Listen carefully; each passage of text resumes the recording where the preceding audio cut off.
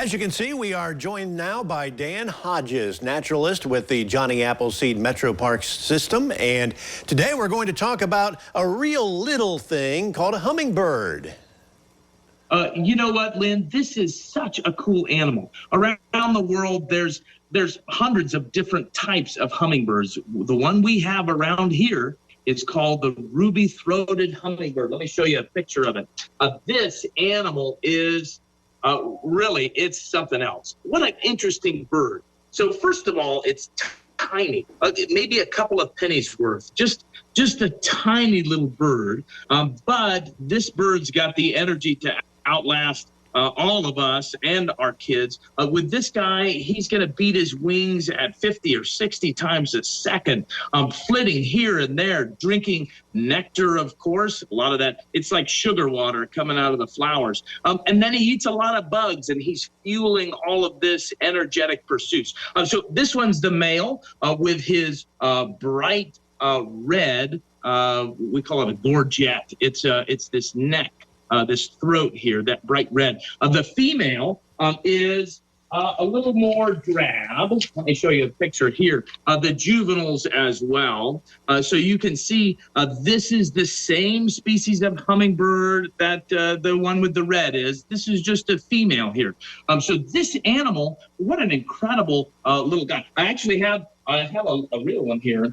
This one, obviously on a mount, a little hard to see here, perhaps. That's why I showed you the pictures. But a really, really cool bird, one that you might see in your yard even this week. They're back.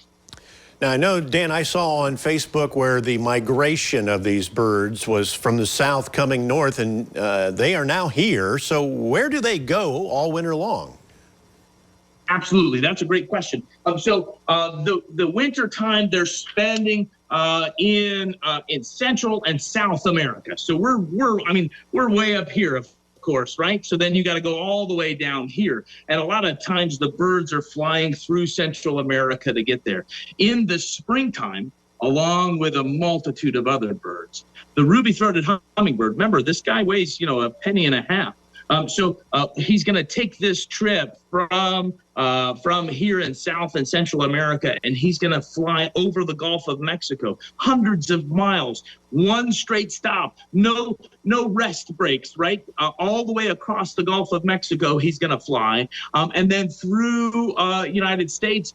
They live here in the eastern United States. Some of these birds are going to be breeding all the way up in Canada. So the amount of effort that this tiny little bird is going to come back to your backyard, and even further north into Canada is truly incredible. What they're doing, of course, is they're working on sort of creating the next generation. So here we have another preserved specimen here, and this wonderful little bird is on her nest.